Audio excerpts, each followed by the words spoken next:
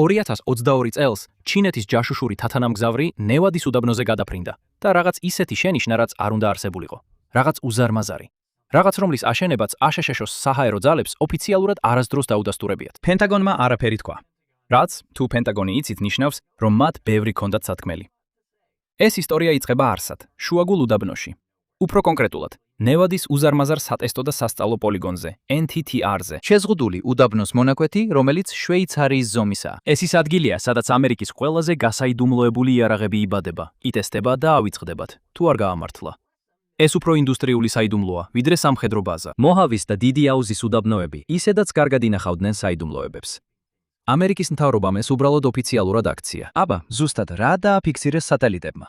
ნუ თუ ჩინეთმა აღმოაჩინა მტკიცებულება ამერიკის შემდეგი გადამწყვეტი იარაღის შესახებ. ან თუ ეს უბრალოდ ჩვეულებრივი საწყობია, რატომ არის ის უფრო დიდი ვიდრე ნებისმიერი ობიექტი, რომლის არსებობაც საჰაერო ძალებს ოდესმე დაუდასტურებიათ? პასუხების საძიებლად წავედი. 2023 წლის თებერვალში ჩინეთის ჯაშუშური ბუშტი შეერთებული შტატების თავზე გადაადგილდა. მან მონტანას თავზე ფრთხილად დახაზა რვიანის ფორმის მარშრუტი. ის მალმსტრომის საჰაერო ბაზაზე მდებარე მინითმენ 3-ის სილოსებზე გაჩერდა. ის რეალურ დროში აგზავნიდა სიგნალებს პეკინში. ბუშტი გადაადგილდა ობიექტის თავზე, სანამ საბოლოოდ F-22-მა სამხრეთ კაროლინის სანაპიროსთან არ ჩამოაგდო. საჯაროდ, ოფიციალური პირები ამტკიცებდნენ, რომ დაზვერვითი ღირებულება შეზღუდული იყო. თუმცა ასე არ იყო. როდესაც მოგვიანებით შიდა შეფასებები გამოქვეყნდა, ისინი ბევრად ნაკლებად დამამშვიდებელ სურათს აჩვენებდნენ. ამ ანგარიშების მიხედვით ბუშტმა წარმატებით შეაგროვა დაზვერვითი ინფორმაცია, როცა ის ობიექტის თავზე გადაფრინდა. სხვა სიტყვებით, როგორც ჩანს, მან ზუსტად ის შეასრულა, რისთვისაც გაგზავნეს. ჩინეთის თანამგზავრები ნევადაზე კვირის უმეტეს დღეებში გადაფრინდებიან. რუსეთის თანამგზავრები თავიანთი გრაფიკით მოძრაობენ. და თუ თავად გსურთ ნახვა, კერძო სატელიტური გამოსახულების კომპანიები სიამოვნებით მოყიდიან Groom Lake-ის მაღალი გარჩევადობის ფოტოებს, რამდენიმე $100. ანალიტიკოსები, რომლებიც ამ სურათებს სწავლობენ, მუდმივად ერთსა და იმავე დასკვნამდე მიდიან. NTTR-ის შიგნით რაღაც უჩვეულო შენდება. მტკიცებულება ყველასთვის ჩანს, ვისაც ამის ნახვა სურს. მაგრამ საჰაერო ძალები კვლავ უარს ამბობს აღიაროს, რომ ის არსებობს.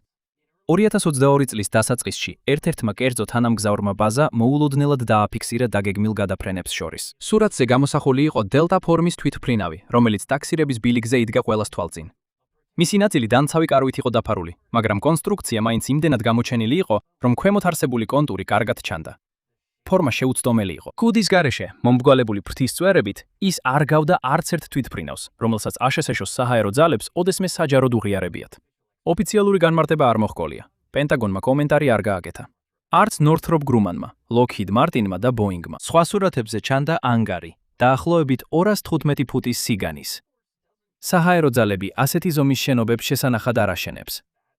ასეთი ზომის შენობები კონკრეტული რამისთვის შენდება.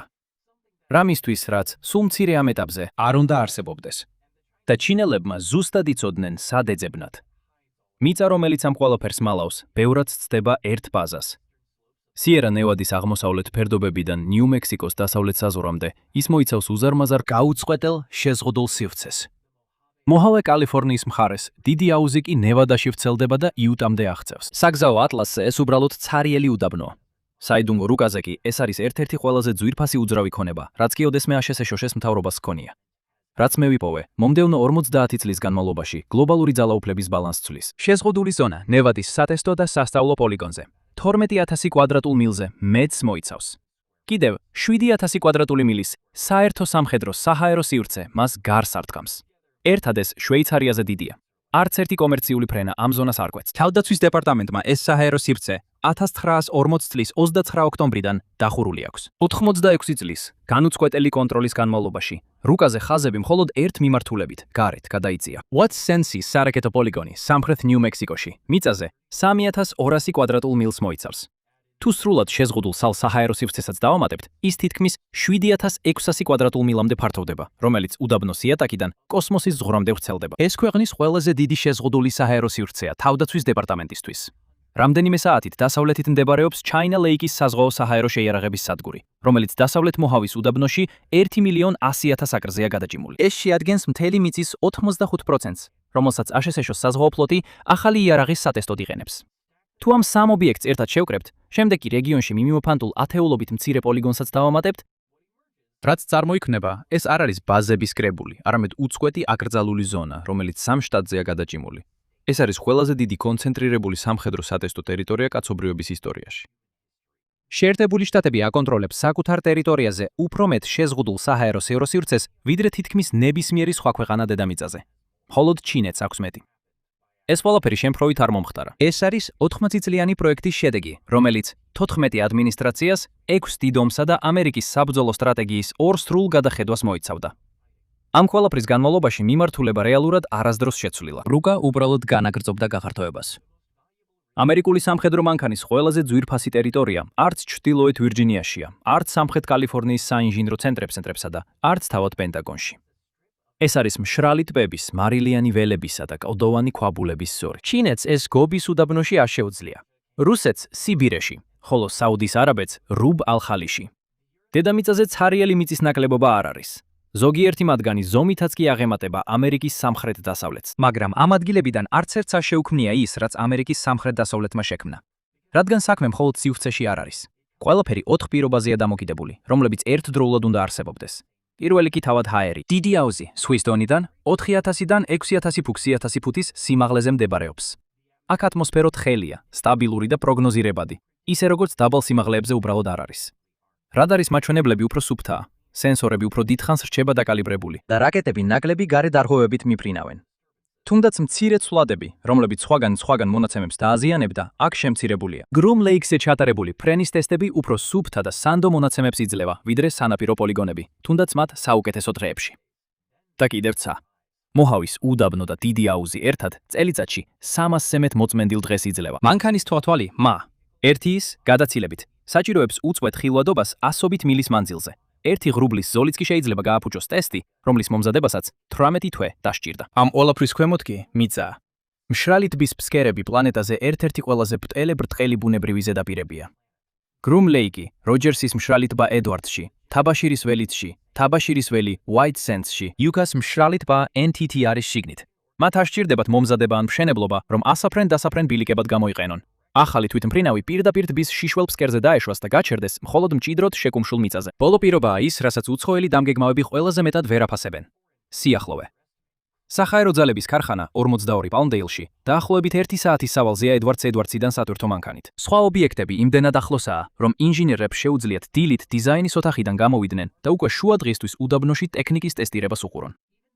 თვით სანაპიროს მთავარი აეროკოსმოსური ცენტრები, როგორიცაა ლოქჰიდ მარტინი და რეითეონი, ნახევარი დღის სავალზეა. ამერიკის სამხრეთ-დასავლეთი უბრალოდ ცარიელი მიწა არ არის. ეს არის სწორი ტიპის ცარიელი მიწა. ყველაფერი სწორადაა განლაგებული, სწორი ინდუსტრიის გვერდით, სწორ ცის ქვეშ. ეს კომბინაცია შემთხვევით არ მომხდარა. ეს არის 80 წლიანი სისტემის საფუძველი, რომელიც ფენა-ფენად აშენდა. დროთა განმავლობაში ამ სისტემამ ომი შეცვალა. არაერთხელ მან მთლიანად შეცვალა წესები. უაით სენდსის პოლიგონი უფრო დიდ ტერიტორიას ფარავს, ვიდრე როდ აილენდი და დელავერი ერთად. თუ მის ღობეში 9 ყველაზე დიდ სამხედრო ბაზას განათავსებ, მაინც ადგილი დაგრჩება. საჰაერო ძალები, არმია, საზღვაო ძალები, NASA და დაახლოებით 200 კერძო კონტრაქტორი, ყველა აქ არის განთავსებული. ისინი აქ ერთ მიზეზს გამომოდიან. იმისათვის, რომ გამოცადონ ისეთი რაღაცები, რასაც სხვაგან ვერ გამოცდი, ყველა ამერიკული ჰიპერსონიკული პროგრამა, რომელიც ახლა მუშავდება, სწორედ აქ მოწმდება. ქვეყანაში არსად არის ესეთი კომბინაცია ღია საჰაერო სივრცისა და კონტროლირებადი პოლიგონისა. შეერთებულ შტატებში რეალურად ვერსად შეძლებ მფრინავი აპარატის MAH-8-ზე ფრენას. უაით სენდსის კომპლექსში მდებარეობს მაღალი ენერგიის ლაზერული სისტემების სატესტო ობიექტი. ის განთავსებულია გამაგრებულ ბუნკერში, რომელიც შექმნილია ბირთვულ დარტყმასთან მიახლოებულ პირობებში გადასარჩენად. აქ ინახება თავდაცვის დეპარტამენტის ზოგიერთი ყველაზე მოწინავე მიმართული ენერგიის სისტემა, მათ შორის საზღვაო ძალების ფენოვანი ლაზერული თავდაცვის სისტემა. 2022 წელს მან წარმატებით დაუპირისპირდა დროუნს, რომელიც ქვეხმოვან საკრუიზო რაკეტას ასახიერებდა. თუ ამერიკული იარაღის ლაზერულ ეპოქას აქვს დაბადების ადგილი, ეს სწორედ ნიუ-მექსიკოს ეს ადგილია. რამდენიმე ასეული მილი დასავლეთით მდებარეობს საზღვაო საჰაერო იარაღის სადგური ჩაინა ლეიკი. სწორედ აქ ააგეს საზღვაო ძალების ინჟინერებმა პირველი AIM-9 საიდვაინდერი 1950 წელს. დიზაინი, რომელიც 10 წლეულების განმავლობაში ნატოს გამანადგურებლების სტანდარტულ რაკეტად იქცა. დაახლოებით 85% ყველა საჰაერო იარაღისა, რომელსაც დღეს აშშ-ს საზღვაო ძალები იყენებს, ჩაინა ლეიქშია აგებული ან გამოცდილი, მათ შორის ტომაჰაუკის საკრუიზო რაკეტების სამუშაოებიც. დღეს ჩაინა ლეიქში ტარდება მიმართული ენერგიისა და ჰიპერბგერითი კომპონენტების ტესტირება. აქ ტარდება ახალი თაობის საჰაერო რაკეტების გამოცდები, რომლებიც ჩინური გამანადგურებლების სენსორებს უნდა აჯობონ. ახალი პროგრამები ძველებს მაშინვე ცვლიან, როგორც კი ძველი პროგრამები წარმოებიდან გამოვა. NTTR ამ ყველაფრის გულია. ღობეს შიგნით განთავსებულია საბჭოთა, რუსული, ჩინური და ირანული საჰაერო თავდაცვის სისტემების მოდელები. საფრთხის იმიტატორები ქმნიან ელექტრონულ სიგნატურებს, რომლებიც ძალიან ჰგავს რეალურ საზენიტო სარაკეტო პოზიციებს. პილოტები, რომლებიც მონაწილეობენ Red Flag-ის ცურთნებში, ვარჯიშობენ ისეთ საჰაერო თავდაცვებთან ბრძოლაში, როგორც პეკინთან, მოსკოვთან ან თეირანთან შეიძლება შეხვდნენ. ცურთნები იმდენად რეალისტურია, რომ მოკავშირე ქვეყნების საჰაერო ძალები თავიანთ საუკეთესო თვითმფრინავებს აგზავნიან ამავე ცურთნებში. ბრიტანეთი, ავსტრალია, სამხრეთ კორეა, იაპონია. მსგავსი არაფერი არსებობს აშშ-ს ფარგლებს გარეთ. სავარჯიშო პოლიგონი თავად განუწყვეტლივ ახლდებოდა 80 წლის განმავლობაში. ტრუმენის ეპოქის ძველი რადარის სისტემები ჩანაცვლდა ისე, რომ ოპერაციები არასდროს შეწყვეტილა. ქსელი არასდროს გამორთულა. 10 წლეულების განმავლობაში უწყვეტმა ტესტირებამ შექმნა ფრენის მონაცემების უდიდესი მარაგი დედამიწაზე. ეს არქივი თავისებურ უპირატესობად იქცა, რადგან ვერც ერთი უცხო ქვეყანა ვერ შეძლებს მისი გამეორებას, თუ თავიდანვე 80 წლიანი ექსპერიმენტები არ ჩაატარეს. 1990-იანი წლების დასაწყისიდან ჩინეთმა დაახლოებით 1,5 ტრილიონი დოლარი ჩადო სამხედრო განახლებებში. სახალხო განმათავისუფლებელი არმიის საჰაერო ძალები. ეხლა მას უფრო მეტი თანამედროვე გამანადგურებელი ჰყავს რაოდენობრივად, ვიდრე აშშ-ის საჰაერო ძალებს, თუ როგორ დაითვლით JATF ფლოტს. თუმცა როგორც არ უნდა შეხედოთ, ჩინეთის საჰაერო ძალა სწრაფად ამცირებს სხვაობას. ჩინეთის უახლოესი SP ანალოგი გახლავთ ჟუკოვი გობის უდაბნოში. და ეს შედარება ამერიკის უპირატესობას უფრო ნათელს ხდის, ვიდრე ნებისმიერი სტატისტიკა. არ არსებობს საცდელი პოლიგონი და არც მსხვილი აეროკოსმოსური წარმოების ცენტრი 600 მილის რადიუსში. რაკეტები შეზღუდულია ვიწრო ორბიტალური მარშრუტებით. არ არსებობს ინტეგრირებული იარაღის საცდელი კორიდორი. არ არსებობს Red Flag-ის ანალოგი. არც ისეთი დახურული საიდუმლო კავშირები, რომლებიც Edwards, Groom Lakes, White Sands-სა და China Lakes აერთებს. 2018 წლისთვის აშშ-ის ოფიციალური პირების შეფასებით, ჩინეთმა დაახლოებით 20 ჯერ მეტი ჰიპერსონიკული ფრენის ტესტი ჩაატარა იმავე პერიოდში, ვიდრე შეერთებულმა შტატებმა. ეს არის მტკიცებულება, რომ პროგრამა სწრაფად ვითარდება. მაგრამ ერთი პრობლემა არსებობს. ჩინეთის სატესტო ქსელი მთელ ქვეყანაშია გაფანტული. მომარაგების ჯაჭვები დაყოფილია. ამერიკის სამხრეთ-დასავლეთი კი ყველაფერს ერთ დაკავშირებულ ზონაში აკეთებს. ეს ძალიან დიდ განსხვავებას ქმნის, მაგრამ პეკინის პრობლემა დრო. White Sands-ის რადარის ბადეები 1945 წლიდან მოყოლებული დაიხვეწა. როდესაც ტყვედ-აყვანილი გერმანული W-2 რაკეტის ნაწილები პირველად ჩამოვიდა, ფრენის მონაცემების არქივები Eisenhower-ის ეპოქის სატესტო პროგრამებამდე მიდის. საიდუმლო კავშირები აერთებს Edwards, Groom Lakes, Tonopahs, White Sands-ი და China Lake-ი ერთიანდება სისტემაში, რომელიც ინჟინრების თაობებმა ააშენეს. სამოქალაქო თვითმფრინავების შეზღუდულ კორიდორებში შესვლის აკრძალვის წესებიც კი 1940 წელს დაიწერა და დღემდე მოქმედებს. ჩინეთმა თავისი ვერსიის აშენება 1990-იანი წლების დასაწყისში დაიწყო. მშენებლობის მხრივ ისინი უფრო სწრაფად მოქმედებენ. ასაფრენი ბილიკების აგება რამდენიმე თვეში შეუძლიათ, ხოლო რადარის სადგურების 1 წელზე ნაკლებში. მაგრამ სისწრაფე ვერ ჩაანაცვლებს ცდასა და შეცდომას. ზოგიერთი რესურსი მხოლოდ ფულთან არ არის დაკავშირებული. რეალობაში როგორ აისახება ეს განსხვავება? ამის სანახავად უბრალოდ შეხედეთ Chengdu's J-Oths. პირველად მან 2011 წლის იანვარში იფრინა და რამდენიმე დღეში მისი ფოტოები ინტერნეტში გავრცელდა. ერთი კვირის განმავლობაში პენტაგონმა თვითმფრინავის მკაფიო სურათები ნახა, მანამ სანამ ის პირველ ფრენასაც კი დაასრულებდა. შეადარეთ ეს F-117-ს. აშშ-ში მისი არსებობა 7 წლის განმავლობაში სრულად საიდუმლოდ შეინახა, სანამ საერთოდ აღიარებდა მის არსებობას. ესეთი დონის დაფარვა ჩინეთისთვის გაცილებით რთულია. მისი საცდელი ობიექტები უფრო ახლოსაა სამოქალაქო გზებთან და ინფრასტრუქტურაც უფრო ღიად ჩანს. ასე რომ დიახ, სხვაობა მცირდება. ნებისმიერი სერიოზული ანალიტიკოსი ამას გეტყვით, მაგრამ სხვაობა ჯერ არ გამქრალ. და აშშ-ის დარჩენილი უპირატესობა სულ უფრო მეტაკონცენტრად კონცენტრირებულია პროგრამებში, რომლებიც საერთოდ არ არსებობს საჯარო სივრცეში. და Groom Lake-ი ამის მტკიცებულებაა. შეზღუდული ტერიტორია. R-4808 ნუდათ წლეულებია, რაც ბაზას აკრავს. FAA-ის დოკუმენტებში მისი მიზანი აღწერილია როგორც ტესტირება და წვრთნა. 2014 წლის აგვისტოში Groom Lake-ის სამიმოსლო ბილიკის სამხრეთ ბოლოში ახალი ჰანგარის მშენებლობა დაიწყო. სამოქალაქო ანალიტიკოსებმა სატელიტური გამოსახულებები მოიპოვეს, რომლებზეც დაახლოებით 215 ფუტის კვალი ჩანს. მალე ამის შემდეგ ავიაციის ისტორიკოსმა პიტერ მერლინმა კიდევ ერთი შენობა დააფიქსირა, რომელიც აშენდა. ის ბევრად უფრო დიდი იყო, ვიდრე ბაზაზე მანამდე აშენებული ნებისმიერი ნაგებობა. დაახლოებით იმავე პერიოდში საჰაერო ძალებმა მიმდებარე ტერიტორიის ჩაკეტვა დაიწყეს. 2015 წლის ოქტომბერში, წლების წარუმატებელი მოლაპარაკებების შემდეგ, საჰაერო ძალებმა გრუმის მაღარო დაიკავეს. ეს იყო ბოლო კერძო საკუთრება, საიდანაც ბაზაზე პირდაპირი ხილვადობა იყო შესაძლებელი. ოჯახი, რომელსაც ეს ნაკვეთი თაობების განმავლობაში ეკუთვნოდა, განდევნეს მას შემდეგ, რაც მოლაპარაკებები ჩაიშალა. რამდენიმე წლის შემდეგ, 2018 წლის დასაწყისში, საჰაერო ძალებმა კონგრესს მიმართეს. მან მოითხოვა 300,000 აკრის გამოთხოვა უდაბნოს ეროვნული ველური ბუნების თავშესაფრიდან NTTR-ის გასაფართოებლად. კონსერვაციონისტებმა და ძირძველმა ჯგუფებმა წინააღმდეგობა გაუწიეს და გეგმა საბოლოოდ ჩავარდა. ბაზა მაინც განაგრძობდა გაფართოებას. 2018-დან 2020 წლამდე სხვადასხვა ჰანგარზე ახალი სახურავის გაგრძელებები აშენდა. ზემოდან ისინი შეუმჩნევად გამოიყურება. პრაქტიკაში კი ისინი საშუალებას აძლევს თვითმფრინავებს ძრავები ჩართონ და მიწაზე გადაადგილდნენ. დააფრენაც ისე, რომ ზედა მხრიდან მეთვალყურეობას არ ექვემდებარებიან. საჰაერო ძალები უკვე აწყობს ბევრ მიწის გადაადგილებას თანამგზავრის გადაფრენების გრაფიკით. ეს ნაგებობები ამას საჭირო აღარ ხდის. შემდეგ გამოჩნდა სურათი, რომელმაც ყველას ყურადღება მიიპყრო. 2022 წლის დასაწყისში Planet Labs-ის თანამგზავრმა დააფიქსირა იდუმალი დელტა ფორმის თვითმფრინავი, რომელიც აშკარად იდგა სამი მოსლო ბილიკზე. როგორც ანალიტიკოსმა Tyler Raguey'm აღნიშნა, ის არაფერს გავდა, რაც აქამდე Groom Lake-ზე ენახათ 2025 წლისთვის. დამკვირვებლებმა კიდევ მეტი მტკიცებულება შეაგროვეს. კიდევ ერთი მინიშნება მოვიდა საჰაერო ძალების ერთ-ერთი ყველაზე უჩვეულო თვითმფრინავიდან, ძლიერ მოდიფიცირებული. მისი ამოცანაა საიდუმლო თვითმფრინავებთან ერთად ფრენა და მათი რადარისთვის ხილვადობის გაზომვა ყველა კუთხიდან. რამდენიმე შემთხვევაში დამკვირვებლებმა RAT 45 დააფიქსირეს მოჰავეს თავზე მოქმედებისას. ხშირად ისეთ ნიმუშებში, რომლებიც სტელსის ტესტირებას უკავშირდება. RAT 45 მხოლოდ მაშინ დაფრინავს, როცა რაიმე გაზომვის ღირსია და მისი მუდმივი ყოფნა მიუთითებს, რომ იქ რაღაცა ახალი ხდებოდა. საჰაერო ძალებმა არაფერი თქვეს. არც პენტაგონმა და არც რომელიმე დიდმა კონტრაქტორმა. 2026 წლის მარტში გადაღებულმა ახალი სატელიტურმა სურათებმა კიდევ რაღაც აჩვენა. ახალი ანგარი პაპუს ლეიკის მშრალ ტბაზე. მანამდე დამკვირვებლები ფიქრობდნენ, რომ პაპუსი სენსორების სატესტო ზონა ან სარეზერვო დასაფრენი ბილიკი იყო. იქ სრული ზომის ანგარის არსებობა სხვა რამეს მიუთითებს. საჰაერო ძალები თავის საიდუმლო პროგრამებს რამდენიმე ობიექტზე ანაწილებს. ეხლა უკვე ერთი ობიექტის დაშვებული თანამშრომლებიც კი აღარ იციან, რა ხდება მეზობელ ობიექტზე. ეს B21 რეიდერის განვითარებას შეადარეთ. B21 სულ სხვა გზით განვითარდა. 2015 წელს Northrop Grumman-ს მიენიჭა ეს პროექტი. მისი განვითარება ძირითადად საჯაროდ მიმდინარეობდა. 2022 წელს ტელევიზიით გადაცემულ ცერემონიაზე წარადგინეს და პირველად 2023 წელს აფრინდა. სანამ ედვარდსის ბაზაზე ფრენის ტესტირებაში შევიდოდა. საჰაერო ძალებს ამ თვითმფრინავის არსებობის დამალვა არასდროს უცდიათ და ეს შეგნებული არჩევანი იყო.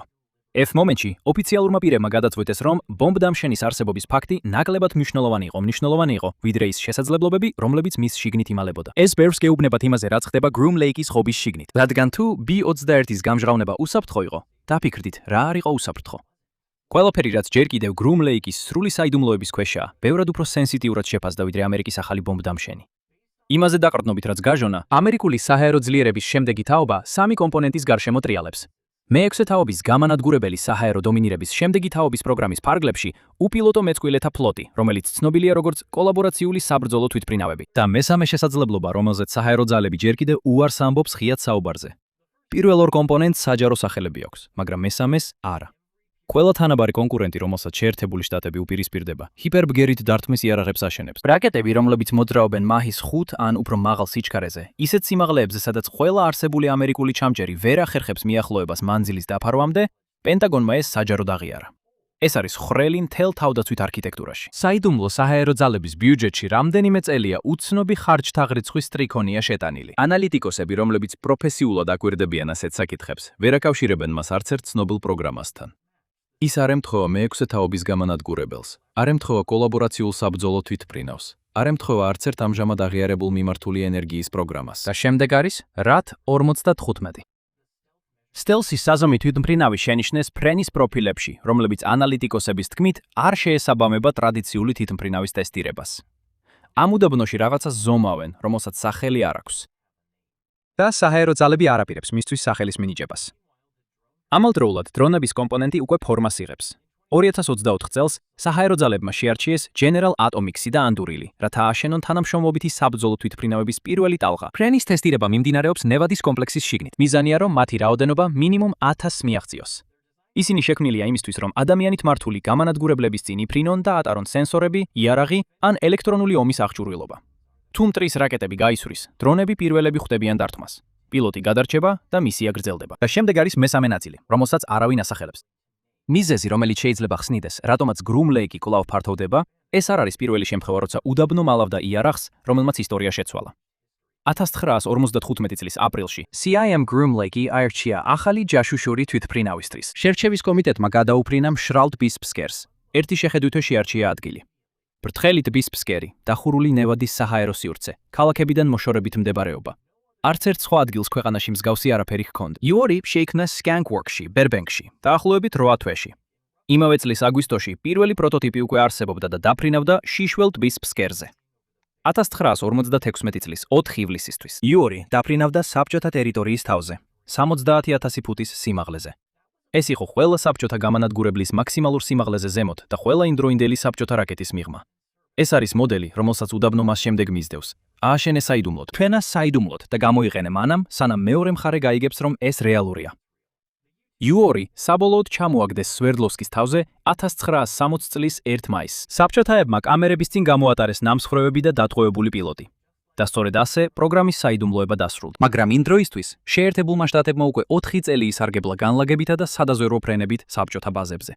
ფოტოებმა, რომლებიც U2-მა ჩამოიტანა, შეცვალა ის, რაც ამერიკელმა სტრატეგებმა იცოდნენ საბჭოთა შესაძლებლობების შესახებ. კუბის სარაკეტო კრიზისი 1962 წელს მოხდა.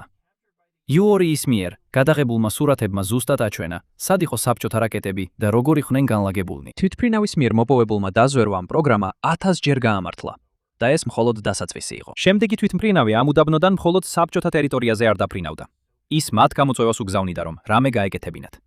SR-71 Blackbird-მა პირველად 1964 წელს იფრინა. ის დაახლოებით 2200 მილი საათში სიჩქარით დაფრინავდა 85,000 ფუტზე მეტ სიმაღლეზე. ეს მას ყველა საბჭოთა გამანადგურებლის მაქსიმალურ სიმაღლეზე მაღლა აყენებდა და ყველა იმდროინდელი საზენიტო რაკეტის მიღმა იყო. მთელი ცივი ომის განმავლობაში SR-71 ასრულებდა სადაზვერვო მისიებს აკრძალულ ტერიტორიებზე და ბრუნდებოდა ფოტოებით, სანამ მიწაზე ვინმე რეაგირებას მოასწრებდა. საბჭოთა კავშირმა სცადა. SR-71-ის ოპერაციული პერიოდის განმავლობაში მათ მასზე 4000-ზე მეტი რაკეტა გაუშვეს, მაგრამ ვერც ერთხელ ვერ მოახვედრეს. ასეთი სწრაფი აპარატის ასაშენებლად საჭირო ინჟინერია თითქმის განზრახ აბსურდულობას ესაზღვრებოდა. ალუმინი SR-71-ის სიჩქარეებზე დნება. ამიტომ მისი კორპუსი ტიტანისგან იყო აგებული.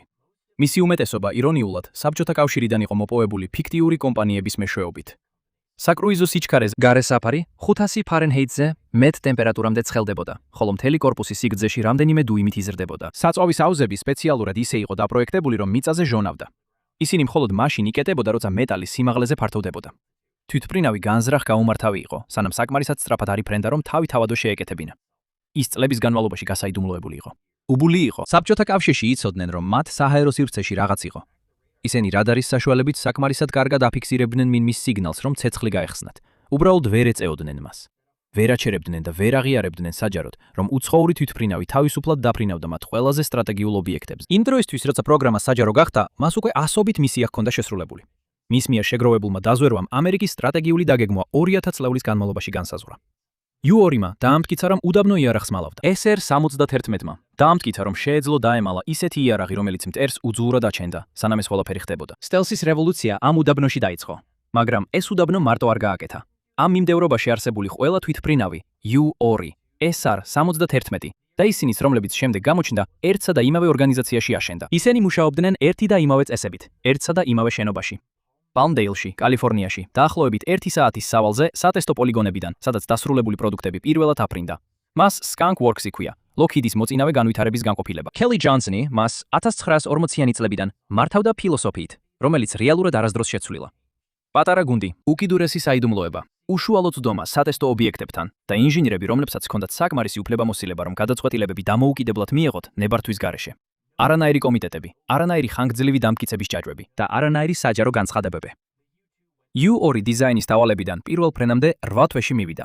8 თვე. შემდეგ იყო SR-71, შემდეგ Have Blue, შემდეგ F-117 და შემდეგ F-22. Skunk Works-ი ჯერ კიდევ არსებობს. ის ისევ პალმდეილშია და ის ჯერ კიდევ გასაიდუმლოებულია. იქ დღეს მომუშავე ინჟინერები გაწორთნილნი არიან იმ ინჟინერების მიერ, რომლებიც მათამდე მუშაობდნენ ამ პროგრამებზე. ინსტიტუციური ცოდნა არ გადის პენსიაზე მაშინ, როცა ადამიანები გადიან. ის გადაეცემა შემდეგებს. და ის ინფრასტრუქტურა, რაც საჭიროა იმის შესამოწმებლად, რასაც ახლა აშენებენ, ისევ იმავე უდაბნოშია, სადაც ყოველთვის იყო. უდაბნო უზრუნველყოფდა გეოგრაფიას. Skunk Works-ი უზრუნველყოფდა მეთოდს. ეს კომბინაცია უწყვეტად მუშაობს, უკვე 80 წელია. ეს აღარ არის უბრალოდ პროგრამა, ეს არის სისტემა. და სისტემების გამეორება ბევრად უფრო რთულია, ვიდრე შენობების. Lockheed-ის Have Blue დემონსტრატორმა პირველად Groom Lake-ზე 1977 წელს იფრინა, შემდეგ კი ჩამოვარდა. პირველი პროტოტიპი 1978 წლის მაისში ჩამოვარდა. მეორე პროტოტიპი მას მოჰყვა 1979 წლის ივლისში. იგივე შედეგი. იმ მომენტში პროგრამას არ ყავდა მფრინავი თვითმფრინავი. არ ჰქონდა დამტკიცებული ოპერაციული კონცეფცია და Skunk Works-ის გუნდი, რომელმაც ორივე სატესტო აპარატი გაანადგურა. Stealth-ის კონცეფცია ოპერაციულ მასშტაბზე არასდროს იყო დემონსტრირებული. ორი ავარია 2 წელიწადში უდაბნოში, რომელზეც არავის ჰქონდა საუბრის უფლება. სხვაგან ნებისმიერ ადგილას პროგრამა იქ დასრულდებოდა, თუმცა საჰაერო ძალებმა გააგრძელეს. ისინი მონაცემებს ეძებდნენ. ორივე თვითფრინავზე დამონტაჟებულმა სენსორებმა ყველაფერი ჩაიწერეს შეჯახებამდე წამებში. რას აკეთებდა თვითფრინავის კორპუსი? როგორ იქცეოდა რადარული კვალი სტრესის პირობებში? რა გაფუჭდა და რა თანმიმდევრობთობით? F-17, რომელმაც 1991 წელს ბაღდადის საჰაერო თავდაცვას თავი დააღწია, იმავარიების მიუხედავად კი არ აშენდა, არამედ სწორედ მათი წყალობით. ჩინეთს შეუძლია ტესტირების ობიექტი უფრო სწრაფად ააშენოს, ვიდრე შეერთებულ შტატებს. მას არ შეუძლია 10 წლეულის განმავლობაში დაგროვილი წარუმატებლობის გამოცდილება შექმნას და ინჟინერული გაკვეთილები გამოიტანოს იქიდან. ამ უდაბნოში მომხდარი ყოველი ავარია არქივს ამდიდრებს. არაფერი იკარგება. არც ერთი სამშენებლო ბიუჯეტი ვერ გაიმეორებს ამ უპირატესობას. რამდენიმე წლის შემდეგ თვითფრინავი, რომელიც მოგვიანებით F-17 Nighthawk-ად იქცა, იმავე ტბის ფსკერიდან დაფრინავდა. 1993 წლისთვის. საჰაერო ძალებს უკვე ყავდათ მოქმედი სტელს თვითფრინავები ტონოპაჰის საცდელ პოლიგონზე და ამის შესახებ თითქმის არავინ იცოდა. წლების განმავლობაში ეკიპაჟებს ავტობუსებით მიყავდათ დაცულ ტერიტორიებზე. ისინი თითქმის მხოლოდ ღამით დაფრინავდნენ და მუშაობდნენ საიდუმლოების მრავალ ფენაში. ეს იმდენად ეფექტური იყო, რომ პენტაგონმა ოფიციალურად F-17-ის არსებობა მხოლოდ 1988 წელს აღიარა. იმ დროისთვის თვითფრინავი უკვე 5 წელი იყო აქტიურ სამსახურში და ასობით მისია ჰქონდა შესრულებული. მთელი სტელს ესკადრილია არსებობდა მანამდე, სანამ საზოგადოება გაიგებდა, რომ ეს თვითფრინავი რეალური იყო. შემდეგ დაიწყო ოპერაცია უდაბნოს ქარიშხალი. ომის პირველივე ღამე F-17-მა დედამიწაზე ერთ-ერთ ყველაზე მჭიდრო საჰაერო თავდაცვის ქსელში შეუმჩნევლად გაიარეს და ბაღდადის გარშემო სამიზნეები დაარტყეს ისე, რომ არც ერთი ერაყელი რადიოოპერატორები ისეთ პრობლემას წააწყდნენ, რომელსაც არც ერთი არმია არ ისურვებდა. ისინი ცდილობდნენ დაეცვათ თავი იარაღისგან, რომლის არსებობაც თითქმის არ იცოდნენ. ეს იყო ნამდვილი უპირატესობა. შეერთებულმა შტატებმა არა მხოლოდ სტელსი შექმნა, არამედ მისი საიდუმლოდ შენახვა მოახერხა იმდენ ხანს, რომ მისი გამოყენება შეძლო. იმ დროისთვის, როცა ამერიკის მოწინააღმდეგეებმა გააცნობიერეს, რა შეიქმნა ნევევადის უდაბნოში, ამ ტექნოლოგიამ უკვე შეცვალა ბრძოლის წესები. აქვე გამოიცადა უპილოტო საფრენი აპარატი Predator-იც. General Atomics-მა პირველი ფრენა 1000 ფრენას 994 წლის ივლისში მოაწყო ელ-მირაჟის აეროდრომიდან, მოჰავეს უდაბნოში. ნევადის კომპლექსის ფართო ბრტყელი მიწა სწორედ ამას აძლევდა შესაძლებლობას. ინჟინრებს სჭირდებოდათ ადგილი, სადაც დისტანციური მართვის სისტემებს უსაფრთხოდ გამოცდიდნენ ისეთ მანძილებზე, რასაც სხვა არც ერთი ადგილი არ უზრუნველყოფდა. 2001 წლისთვის Predator უკვე საბრძოლო მისიებს ასრულებდა ავღანეთის თავზე. ჩინეთმა მსგავსი აპარატი მხოლოდ 2014 წელს გამოიყენა. ამან შეერთებულ შტატებს მისცა 20 წელზე მეტი უკონკურენტო დომინირება ტექნოლოგიაში, რომელმაც შემდეგში ომი შეცვალა ერაყიდან იემენამდე, იქრაინამდე და უკრაინამდე. ამ ეტაპზე ეს კანონზომიერება უკვე ძალიან სტაბილურია, რომ უბრალოდ იღბალს დავაბრალოთ. უდაბნო უბრალოდ ის ადგილი არ არის, სადაც ეს იარაღები შემთხვევით ტესტირდება. სწორედ უდაბნო ხდის მათ გამოგონებას შესაძლებელს პირველ რიგში. რაც არ უნდა იყოს განთავსებული ახალ ჰანგარებში გრუმლეიგზე, ის არ გავს თავის საბოლოო ფორმას. მშენებლობის დროის განსაზღვრა შესაძლებელია კომერციული სატელიტური გამოსახულებებით, მაგრამ მთავარი თვითონ თვითფრინავი არასოდეს ჩნდება. საჰაერო ძალებმა 10 წლეულები დახარჯეს ზემოდან მეთოყურეობის პრობლემის გადაჭრაზე. ფარული რულირების ბილიკები მალავს მიწაზე გადაადგილებას. ფრენის განრიგები იცვლება სატელიტის გადაფრენის მიხედვით. ცალკეული ობიექტები მიანიშნებს იმაზე, რომ რამდენიმე პროგრამა პარალელურად მუშაობს.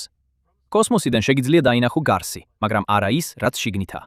და ეს არის ზღვარი, რომელსაც ყველა უცხოური სადაზვერვო სამსახური აწყდება. ყველა მათგანი შეზღუდულია ერთი და იმავე სამი ფაქტორით: კუთხით, გარჩევადობით და დროით.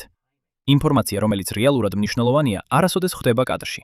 ეს ყველაზე უცნაური ნაწილია. ქვეყნები, რომლებსაც ყველაზე მეტად სჭირდებათ იცოდნენ, რა შენდება ნევადის უდაბნოში, ყველაზე ნაკლებად შეუძლიათ მისი აღმოჩენა. არა იმიტომ, რომ არ ეძებენ, არამედ იმიტომ, რომ 86 წლიანი დახვეწის შემდეგ სისტემა სწორედ მათ დასამარცხებლად შეიქმნა.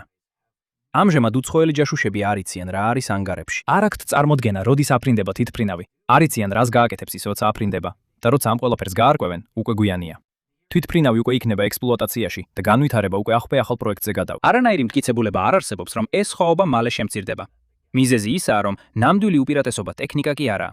ეს არის დაგროვილი ცოდნა, რომელიც ერთი ინჟინრების თაობიდან მეორეზე გადადის. ადამიანები, რომლებმაც F-17 ააშენეს, B-2-ის შექმნაში დაეხმარნენ. ინჟინრები, რომლებმაც B-2 შექმნეს, B-21-ის აშენებაში მონაწილეობდნენ და ბევრი გუნდი, რომელიც დღეს საიდუმლო პროგრამებზე მუშაობს, წინათაობის ადამიანებმა გაწვრთნეს. უდაბნო სწორედ ის ადგილია, რომელიც ამ ჯაჭვს აცოცხლებს. ინჟინრები მთელ კარიერას ატარებენ იმავე რამდენიმე ობიექტს შორის გადაადგილებაში და თან გამოცდილებას მიაქვთ. პროგრამები რჩება იმ საჰაერო სივრცეში, რომელიც 10 წლეულებია გარეთ აგურებას უძლებს. მონაცემები გადადის სატესტო ინფრასტრუქტურაში, რომელიც 1945 წლიდან უმჯობესდება, როცა ხელში ჩაგდებული გერმანული V2 რაკეტის პირველი ნაწილები White Sands-ში ჩამოვიდა. შენ შეგიძლია მილიარდები დახარჯო ახალ შენობებზე. რაც ვერ იყიდი, ეს არის 80 წლიანი უწყვეტი გამოცდილება. და ეს გვაბრუნებს იმ ჯაშუშ ბუშტთან, რომელმაც ეს ისტორია დაიწყო. ის სადაზორო ფრენა შემთხვევითი არ ყოფილა. პეკინმა ის სპეციალურად გაუშვა, რომ კომპლექსში მდებარე ბაზები რუკაზე დაეტანათ. ჩინელმა ჯაშუშებმა ამ მოგზაურობიდან რაღაც მიიღეს, მაგრამ ჩინეთმა ასევე დაკარგა სენსორული პლატფორმა. მან სანაცვლოდ შეერთებულ შტატებს გადასცა აღდგენილი ჯაშუშური აღჭურვილობის ნაწილი, რომ დაეშალათ. ბუშტი ამერიკის საჰაერო სივრცეში ალეუტის კუნძულებიდან შევიდა. შემდეგ აიდაჰოში გადავიდა და სამხრეთისკენ დაიძრა მონტანას გავლით, პირდაპირ მაუმსტრომის ბაზაზე მდებარე მინიტმენის სამსილოსებზე. მარშრუტის ყოველი მონაკვეთი ამერიკის სტრატეგიულ ობიექტებზე გადიოდა. ჩინელებმა თავად აირჩიეს ეს გზა. ზუსტად იცოდნენ, სად სურდათ სესურდათ სენსორებს მოესმინათ. სახელმწიფო დეპარტამენტმა მოგვიანებით დაადასტურა, რომ ბუშტი ჩინეთის უფრო ფართო ფლოტის ნაწილი იყო. ეს ფლოტი 5 კონტინენტზე 43 ქვეყანას გადაუფრენია. ვაშინგტონმა ფრენის მარშრუტზე მდებარე ბაზებზე მგრძნობიარე გადამცემები გამორთო. ეს ნაბიჯი ცხადყოფს, რამდენად სერიოზულად ეკიდება აშშ პეკინის მხრიდან თვალთვალს. სატელიტური გადაფრენები, რომლებიც ყოველდღე გადიან უდაბნოზე, ცდილობენ დაინახონ ის, რაც არ უნდა გამოჩნდეს. გაფართოებული შეზღუდული საჰაერო სივრცე, დაფარული ტაქსის ბილიკები. ახალი ჰანგარი პაპუში.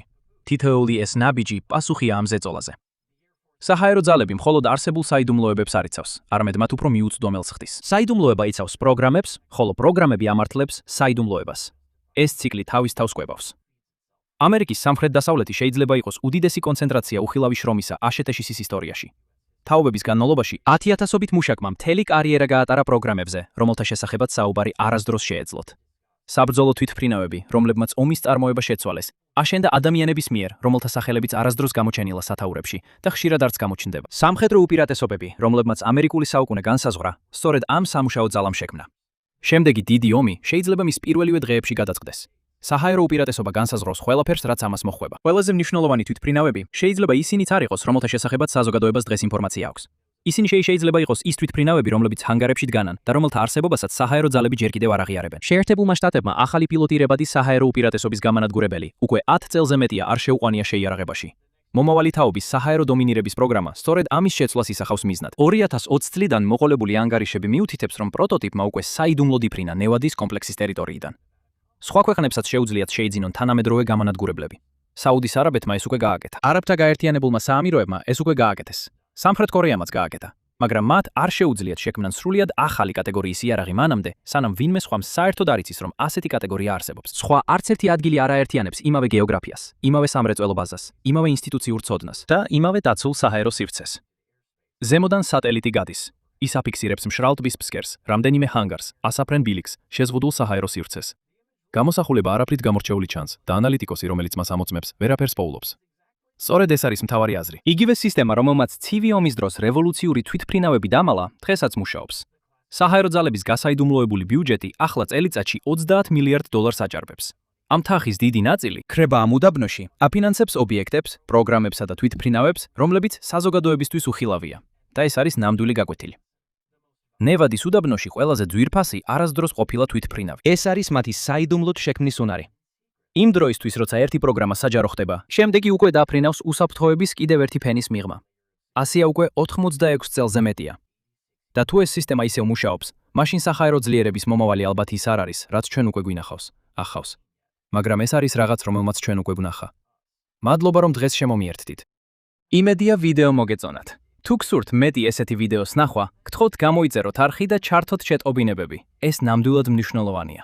კიდევ ერთხელ მადლობა და მომავალ შეხვედრამ Map Pack-ზე.